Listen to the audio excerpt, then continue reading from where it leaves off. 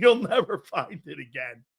That was some golf course. If I'm not mistaken, that was the 10th time I believe that the U.S. Open was played on that crazy course. I mean, it is really incredible to go around. And next year, get this, I'm very jealous of Marcus because next year he's going to be at Shinnecock Hills.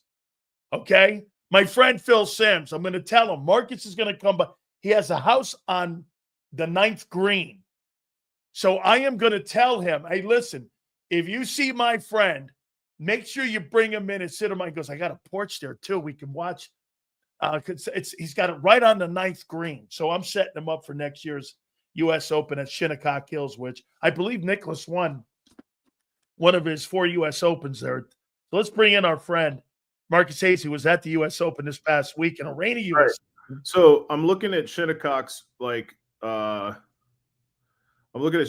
map right now. And Phil Sims is worth a lot of money if he's got a house on the 9th green. I mean, Shinnecock it's number one. It's so hard to get to because there's only one road in and one road out, and every morning and every night they have a contractor brigade because none of the contractors can afford to live on Long Island, so they all come from Queens to Long Island in the morning, and it's like a 3.5-4 hour commute from Queens to the middle of Long Island. We'll probably stay again in a Marriott that is so nondescript. It's called like Exit 56 Marriott and Casino. I'm not joking. I'm not joking. And you have to walk through this casino to get into the hotel. And it has a great coffee shop, but you'd pick up the shuttle every day and it would be like 90 minutes to go like 15 miles. It's ridiculous. So I heard it's one road to get in there. I think that was 18, maybe. Like Koepka won his 2nd in a row on a course that Curtis Strange was doing the commentary, the hole by hole stuff. Yeah. And Curtis Strange is the only person I think to ever win back-to-back U.S. Opens. I think that's true. But Curtis Strange had to interview Brooks Koepka about becoming the second guy to do that. Yeah, so, absolutely. That's also where Phil cheated. Oh, that's right. Oh, my God, that's right. He broke a rule premeditatedly and should have been disqualified. I think it was in the 2nd round. I think he still made the cut, and even with the 2-stroke penalty, but he premeditatedly broke a rule, which is disqualification in golf, according to the USGA rules. And the USGA runs the U.S. Open, but they were too cowardly to disqualify Phil. That's right, man. I remember all that there, and by the way, for the record on Phil bought this house in 1979. Phil Sims. Phil Sims, when he got drafted and he lived out there. Nobody lived out there then. Wait a minute. He lived out there during the season? Yeah. He lived out there, yep, because he couldn't afford it. It was really cheap land, he said. He built the house there, and they built it, and they've been building this house up ever since. So, I mean, it was a land thing that a lot of guys from the Giants live out there. He must have lived over in East Rutherford and like built this house. Like he probably did that, right? Yeah. Probably did that. So Oakmont, man, I mean, I think the best course I've ever played, it's either Pebble or it's Olympic out in San Francisco. I love Olympic. I mean, so let me make you more jealous of me than you already are, anatomically. So, that's what I love about podcasts. You can say whatever you want, even if it's not true. So, in my career as a golf writer, because you are encouraged actually to play the courses that you cover, especially if you haven't covered a tournament there before, you are encouraged to play the course on media day, right? Where you usually talk to the past champion, the club professional, the architect, if they're still alive, or the guy that redesigned it. Gil Hansen, from Malvern, Pennsylvania, lives in Malvern now. He's a New York kid, but he moved to Malvern, big Eagles fan. He's the one that redesigned Oakmont, and you get to play the course in the afternoon. And I always thought it was kind of a scam. Like, what do these guys really need to play this course for? Well, I think the first one I did that at was Marion. Wow. And it made a huge difference. I'm a pretty good golfer. I'm like between a 7 and a 9 handicap, and I play a lot. And so I know what I'm looking at. I know what the challenges are when I play a course. All of it, like what it looks like off the tee box, what the landing areas are like, where the runoff is, what rough is handleable, how the green pitches, which is a big thing at Shinnecock. They got some funky greens there. So I said all that to say, I've played Marion, I've played Shinnecock, I've played Pinehurst #2, I've played Chambers Bay, I've played let's see, Aronimink a couple of times, Cricket a couple of times. Geez, I might be missing a couple. Wingfoot? Nope, not Wingfoot, not yet. But also Augusta National. I won the media lottery my first year there and played Augusta National. Wow. So I've been able to play some of these great courses. I did not get to play Oakmont. The USGA had a media day. It would have been difficult for me to get to and back. And it was just a one-day thing. So, 10 hours in a car, is it worth it? But they sort of encouraged non-local reporters to not come. And I'm not there's a guy named Mark Cannizzaro who covers the Jets and golf for the Post. Yeah, right? yeah. And he's a golf writer. He goes to all the majors, as many of the elevated elite events as he wants to. He goes to the British every year, and he covers the Jets. So he's more of a golf writer than I am. So I'd have kind of I think that email was directed at guys like me, like guys who don't go to all the tournaments. I'll either go to the U.S. Open or the Masters every year. This year it was the U.S. Open because it was Oakmont. And I will go to Seaview every year for the women. I might go to Liberty Park if there's something up in Newark. I'll probably go to Shinnecock next year. If it's local, I'll go. I probably get to 3 to 5 professional tournaments, men or women, every year. And I'm going to try to get to a live event this year or next year. Scott O'Neill's a pretty good friend of mine. He used to run the Sixers and the Devils. He was like the president of the Josh Harris's, I guess, investment wing or umbrella corporation that owns all the sports teams. And now he's the commissioner of LIV. He's the president of LIV Golf. So I saw him at Oakmont, and he invited me to, anytime you want to come, I'd like to check it out. I don't like the product necessarily, but it's, it's part of the landscape, and I write about it enough. I should go see. Yeah. So, I love all this. This is going to be weird to you, but a guy like me, I'm a golf history guy, and I informed Merrill Reese because Merrill's he's a member out at Marion. I said that's where Jones won the 24 amateur. And it was always one of my goals to go to Interlaken and to play some of the open golf courses that he had won. Mm-hmm. And so he didn't realize that Bobby Jones won one of the U.S. amateurs. He won 4 amateurs, 4 regular U.S. Opens, and Marion is one of them that he won one of his U.S. amateurs there. So I don't know. People don't understand the U.S. amateur used to be a big deal. Huge deal. Most of the great golfers were amateur golfers. It was not something you could make a living at. If you made a living at it, it's because you hustled before the tournament, made some money, and you're living hand to mouth. That's right. And most of the amateurs were wealthy, good athletes who were wealthy and played the same courses over and over again and became elite players and had a much easier life. So the U.S. amateur, for example, a guy like Mickelson in 1922 probably wouldn't have been a professional. He probably would have had a job or a business and played golf. Tiger would have, been an amateur. Nicklaus and Palmer, who didn't come from means, would probably be, guys who were hustling like, Bobby Jones was a lawyer. He wasn't a pro. Right. Golf used to be the sport of the educated, wealthy, who didn't really have a profession. Like Bobby Jones was a lawyer, but it's not like he was arguing in front of the Supreme Court. No, he wasn't arguing in front of the Supreme Court. All right. So let's do some Eagles here. Too much noise for you this offseason, or do you think they've handled winning? Because there's something about winning the Super Bowl. Big difference between this year and 2017. Huge difference. In 2017, Nick Foles, Doug Pederson, Brandon Graham, Fletcher Cox, insufferable. Just utterly look what we did. Can't blame them. Nobody, who was it?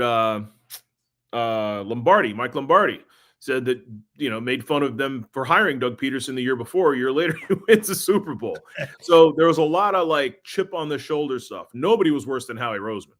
Oh my gosh, that was just, there were a lot of people around the country who were very happy for 2020 because of how Howie acted after 2017. That said, Howie's matured and he's become one of the more professionals in the sport.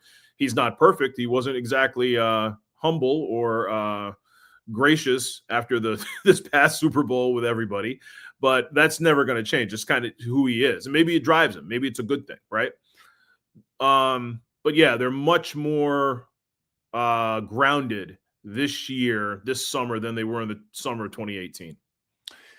Who have you been more surprised with over the last 4 years with the success? Nick Sirianni or Jalen Hurts?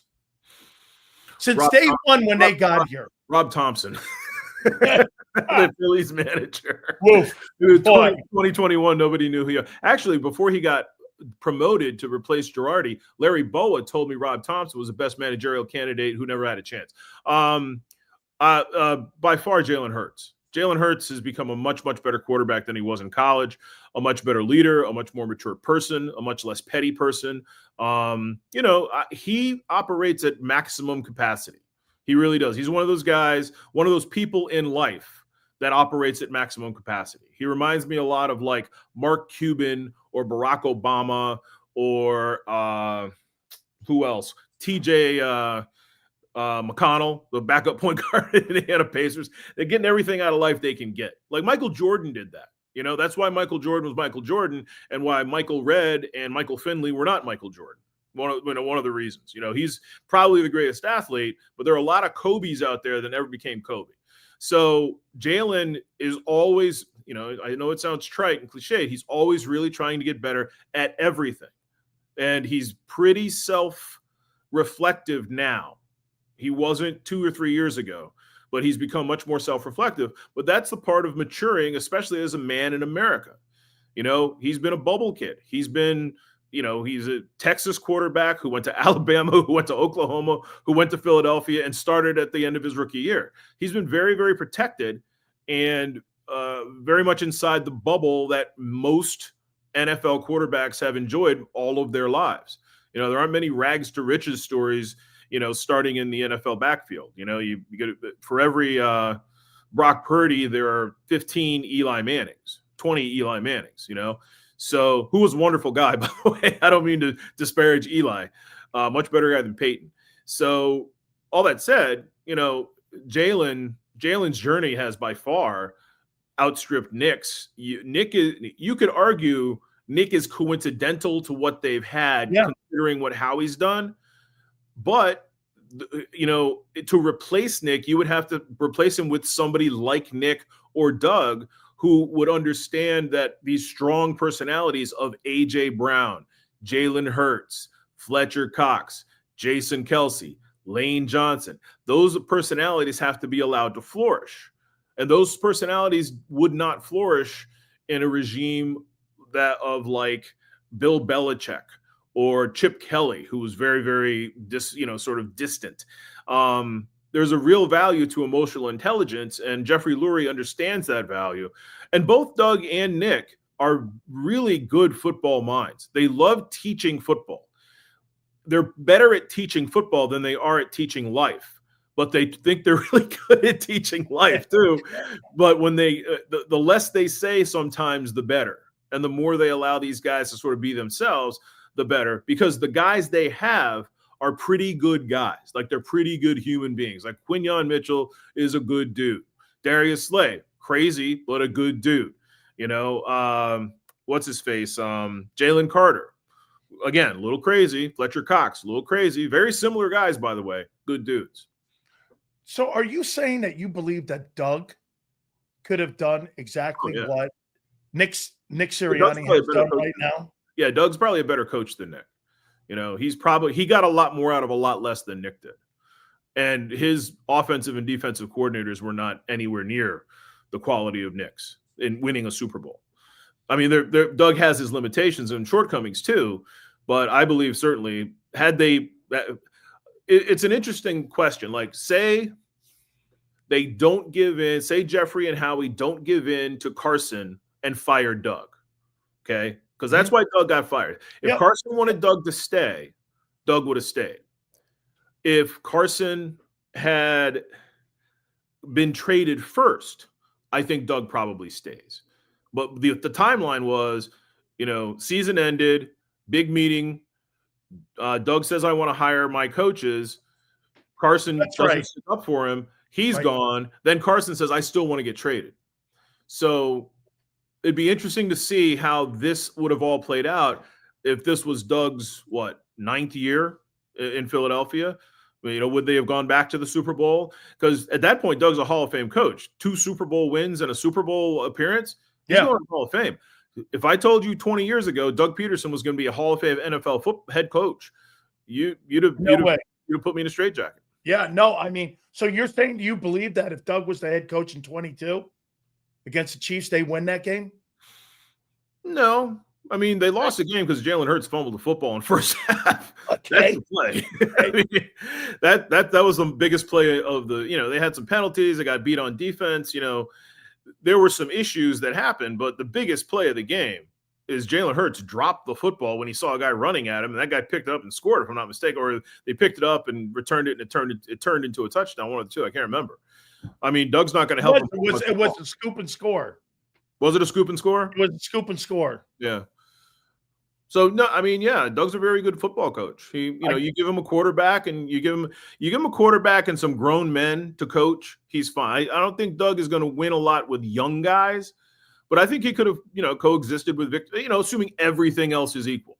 I think he could have coexisted with Vic Fangio. I don't think Jonathan Gannon and Shane Steichen were the big reason the Eagles went to the Super Bowl. I mean, look what they haven't done since, right? As Nick's coordinators. I think you could have had ordinary coordinators, but the team is just so talented. There's just so much talent, especially trading for A.J. Brown and then signing him to a $100 million contract. Nobody's going to look at that as brilliant or genius. But if you look at who A.J. Brown was in that moment, a malcontented guy coming off a contract, with good stats, but lots of baggage, they traded a pick and gave him $100 million. That's a huge gamble. If that gamble goes south, if they don't make the playoffs that year, Howie's probably getting fired. Do you agree, though, with me on this? I try having a conversation with some Philly guys.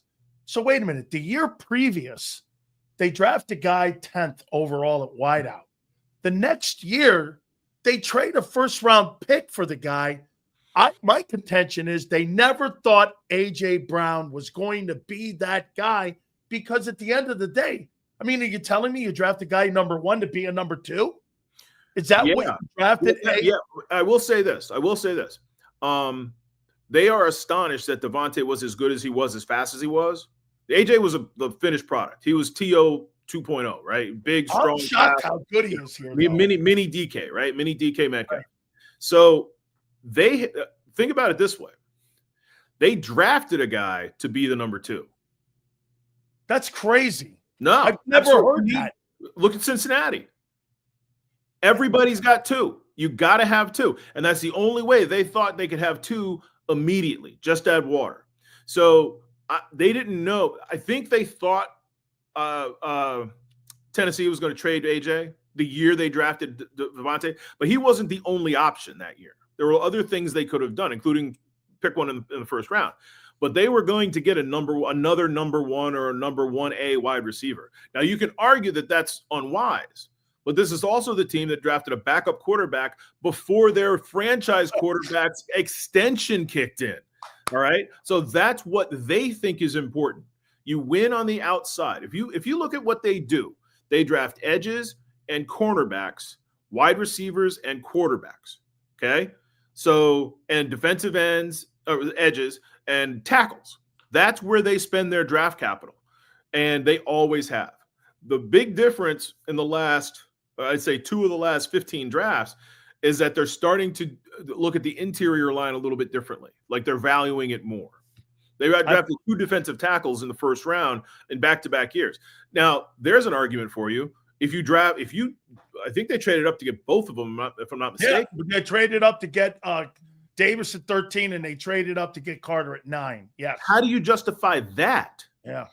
I mean, that to me is much more damning than acquiring 2, spending all that capital on the receivers in a league that's made for receivers. This league is made for receivers, edge rushers, tackles, quarterbacks. and cornerbacks. They went inside, traded up twice to bolster their interior defensive line. Who does that 2 years in a row? That to me is crazier than AJ. Absolutely. I know you're pressed for time. I got one last question for you here. Mm-hmm.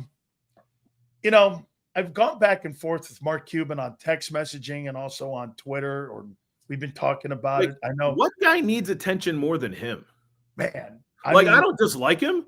I like whatever, but this guy is all over Twitter. He's got a TV show. He's got the pharmacy thing. Like, he likes the spotlight.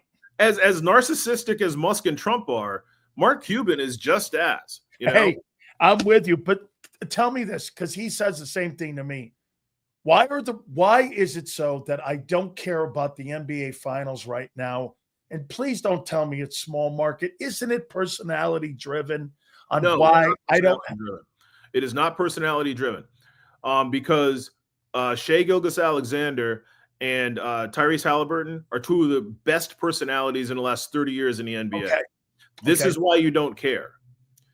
Joel Embiid, Kevin Durant, Chris Paul, load management, LeBron James, and the toxicity of the NBA on Twitter with a bunch of like wannabe sports experts who don't know basketball, don't really know sports, and condescend to everyone who wants to get in any sort of like social media conversation about basketball.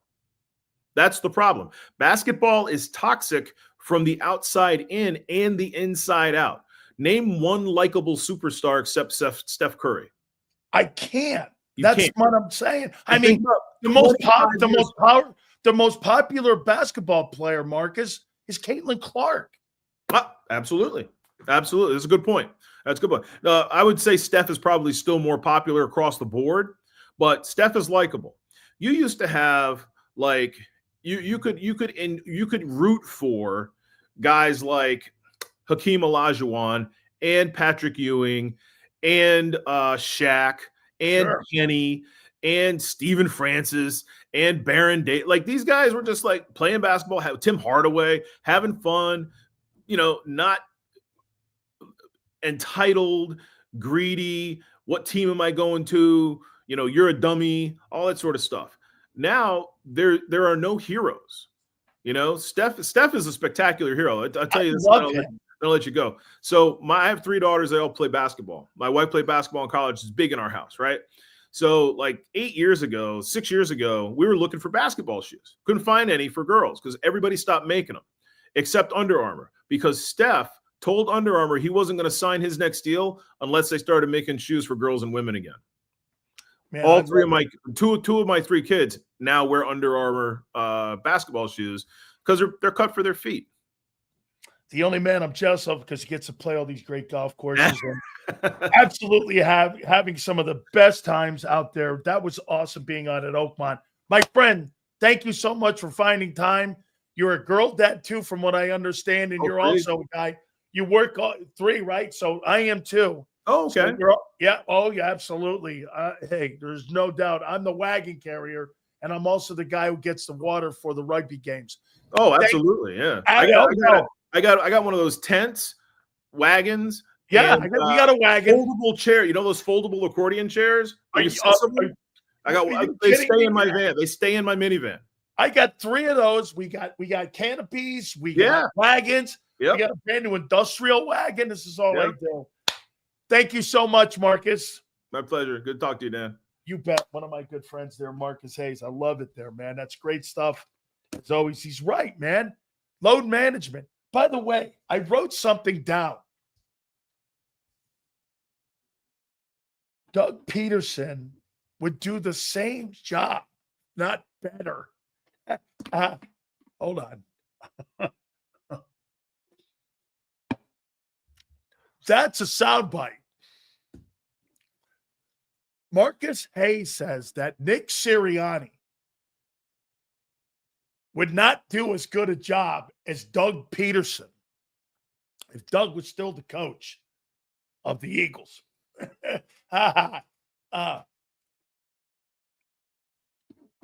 Checkmate. Oh, my God.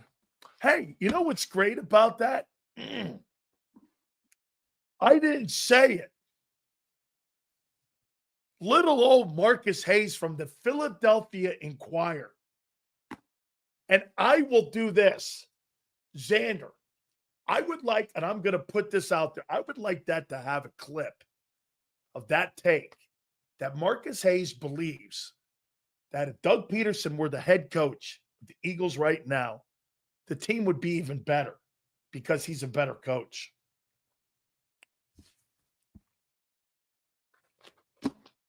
Ha ha.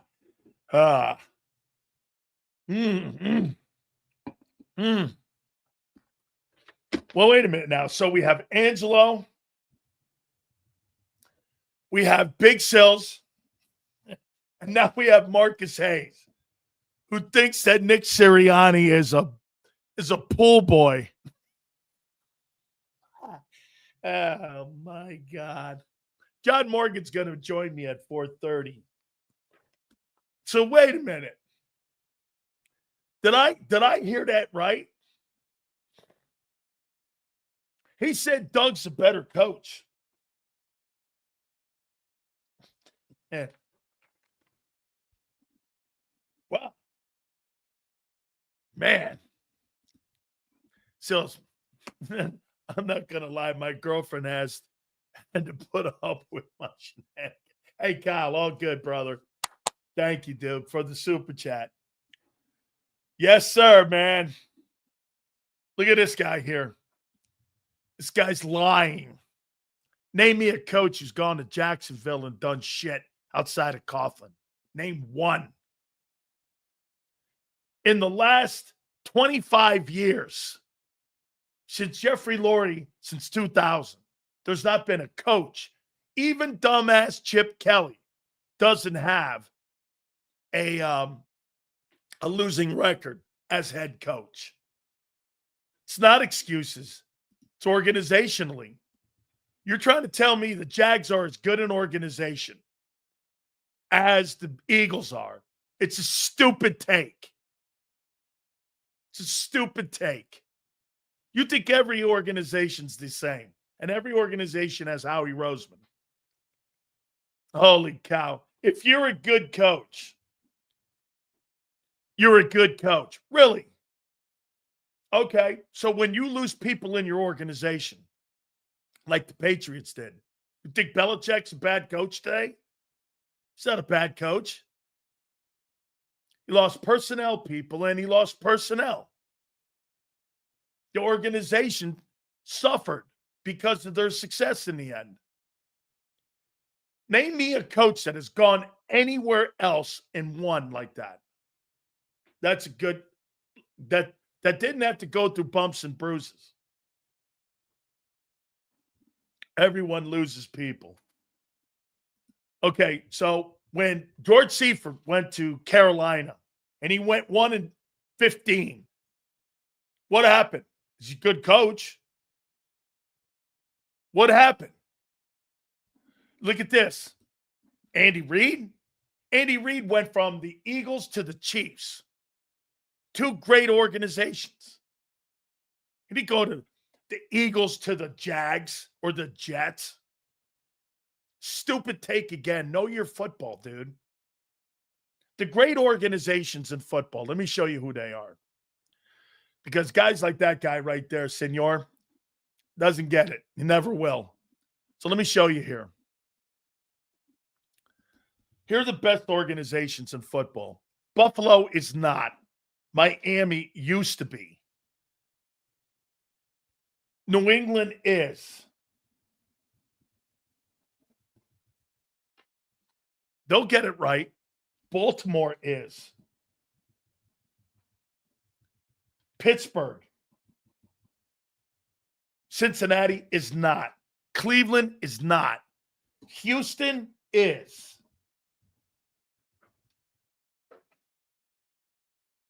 Indianapolis is not. Jacksonville is not.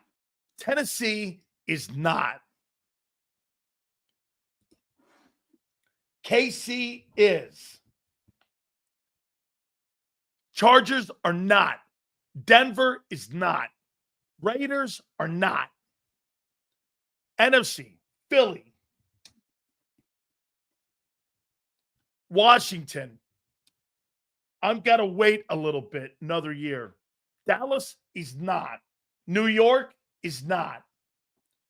Detroit, I'm going to go Detroit. They've turned it around. Minnesota, fair. Green Bay, yes. Chicago is not. Look at where we are here. I don't even know if we have 10 good teams, 10 good organizations. Tampa Bay is. Atlanta is not. Carolina is not. New Orleans used to be. It's not now. Rams is. Seattle is. Arizona is not.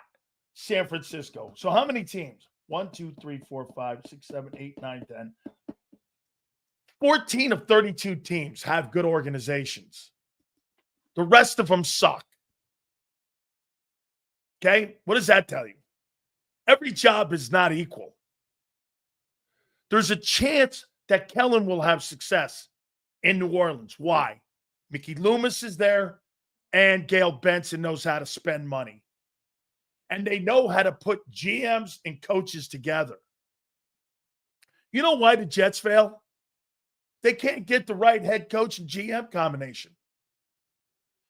They can't figure that out.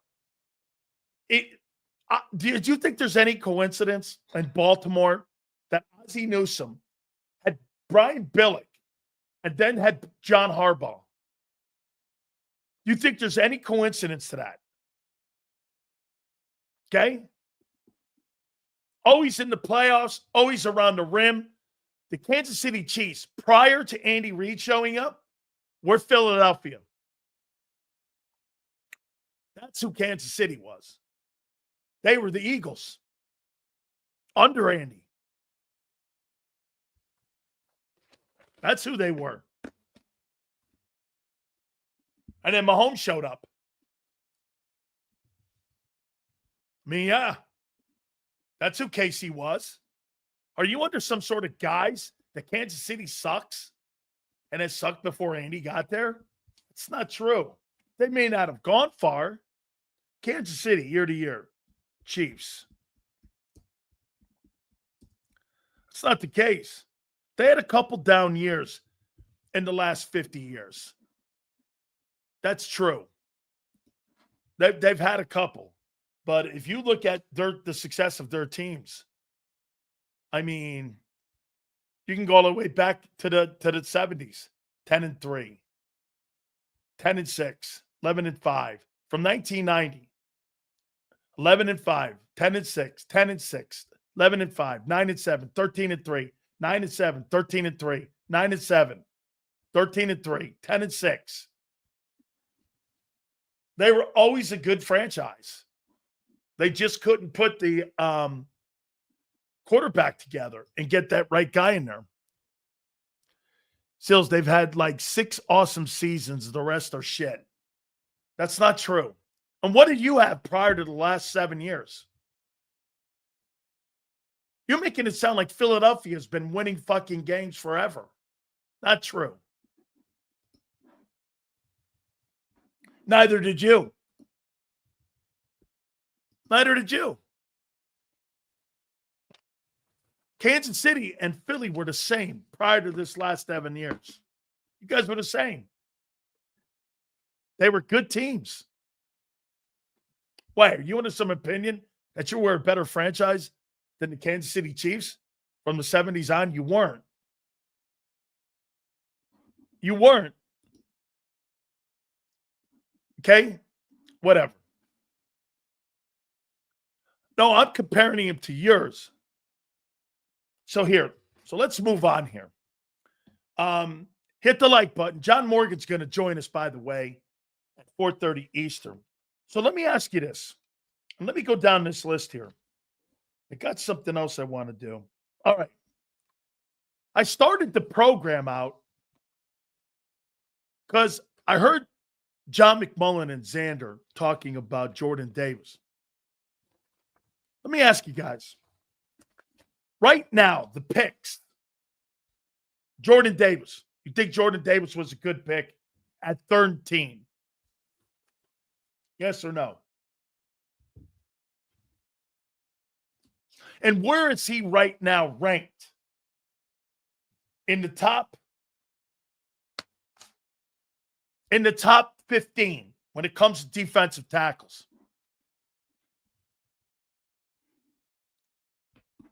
Where's Jordan Davis? So, Steve, you don't think the Jordan Davis pick was good? Okay. How many think that pick is